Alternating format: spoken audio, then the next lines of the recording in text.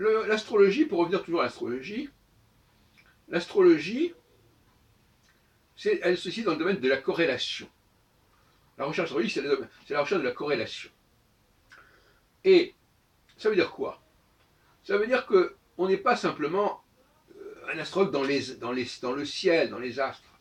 On est aussi quelqu'un qui observe le monde d'en bas, le monde sublunaire, comme on dit.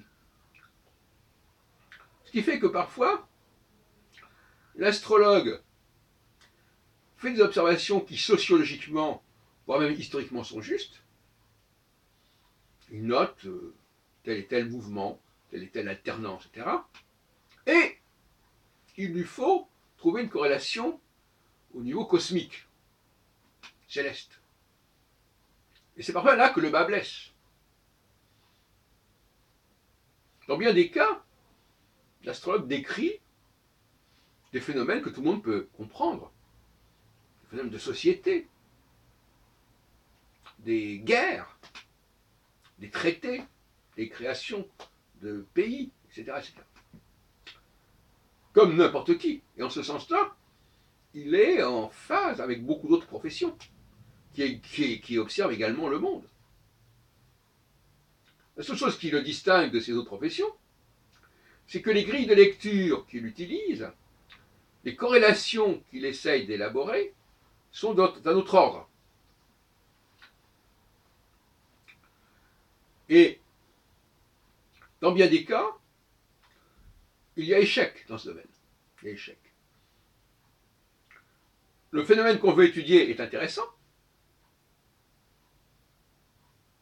mais on ne sait pas quel est le paramètre astrologique qui lui correspond. Voilà. Et tout le monde est confronté à cela. Et au cours d'une carrière de recherche dans ce domaine, on s'aperçoit que les phénomènes qu'on veut étudier restent fondamentalement les mêmes, mais que les grilles de lecture et les corrélations que l'on propose peuvent évoluer. Idéalement, ça semble simple. Sur le papier, ça semble simple. Vous avez des phénomènes récurrents, parce que finalement la récurrence est quand même une des lois de l'astrologie. Il n'y a qu'à voir quels sont les phénomènes célestes qui eux-mêmes sont récurrents, qui se retrouvent à l'identique chaque fois que le même type de phénomène se reproduit. Seulement, sauf que cette récurrence astrale, elle est souvent assez lâche, c'est-à-dire assez vague. Et finalement, on retrouve des choses équivalentes qui se valent d'un cas sur l'autre, mais pas tout à fait de la même façon. Vu que le langage astrologique est d'une telle richesse, que si l'on combine les maisons, les signes, les aspects, les planètes, etc., eh bien finalement, on a une palette qui permet de, avec des concepts différents, de renvoyer à un même signifié, si on veut. La diversité des signifiants astrologiques, cosmiques, pouvant renvoyer au même signifié et aux mêmes observations sur le terrain de la vie sociale, de la vie politique. Et donc finalement, tout ça, ça fait que ça n'avance pas beaucoup. Prenons le cas d'André Barbeau et de ses ouvrages sur l'astrologie mondiale.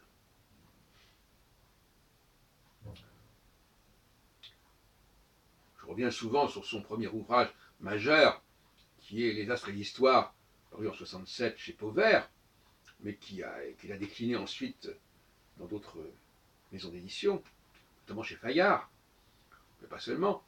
Eh bien, il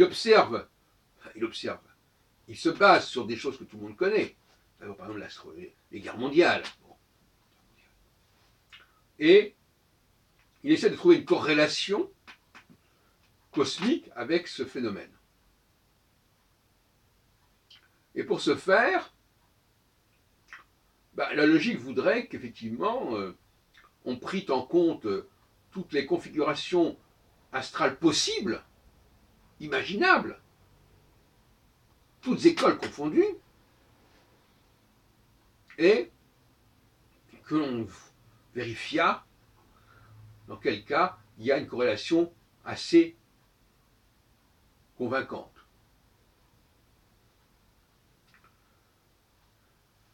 Mais on peut aussi procéder à l'inverse. On part du principe qu'on va utiliser telle et telle grille, et on va voir comment ça marche. Alors, la distinction n'est pas si claire, parce que parfois, c'est qu'on ne sait pas très bien dans quelle façon la personne, le chercheur, a mis en place son discours. Peut-être qu'il a commencé par l'observation des phénomènes en bas, pour remonter vers le haut, ou parfois il est monté vers le haut, et après il est revenu en bas. Bon, il y a toutes sortes de cas de figure qui sont possibles. Toujours est-il que Barbeau est arrivé à une grille où il ne tient pas compte des étoiles fixes royales, où il se sert des planètes transsaturniennes, sans parler de la planète transneptunienne qui est Pluton, et où il considère que quand la courbe monte, quand il y a un maximum d'intervalles et d'écart entre les planètes dont il se sert, c'est la détente, et quand ça se concentre, c'est la tension. J'ai déjà dit il y a quelques jours ce que je pensais de ce discours. Mais ce n'est pas là que le sujet se place aujourd'hui. Aujourd'hui, il s'agit simplement de montrer que les astrologues peuvent être des observateurs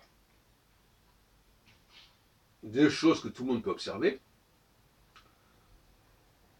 et qu'à ce titre-là, il pourrait y avoir une forme d'interdisciplinarité. Parce que qu'ils proposent telle ou telle corrélation, pourquoi pas. Mais le phénomène auquel ils veulent corréler les phénomènes qu'on veut étudier sont plus ou moins les mêmes pour tout le monde, pour tous les chercheurs, dans tous les domaines, sciences sociales, sciences politiques, sciences juridiques, etc. Donc il devrait y avoir quelque chose de cet ordre-là. Maintenant, la question aussi, c'est de savoir quels sont les phénomènes qu'on étudie. Par exemple, j'ai dit qu'il était très important d'étudier les luttes sociales. C'est pour ça que j'ai réussi quand même une prévision importante, c'est celle pour 1995. Et j'entendais encore aujourd'hui, nous sommes en 2018, donc 23 ans plus tard, on parle toujours de 1995. Donc c'est pas rien, 1995. 1995, c'est emblématique de la lutte des classes. C'est emblématique du conflit social par excellence entre un pouvoir qui veut réformer et une base qui résiste. Donc c'est important.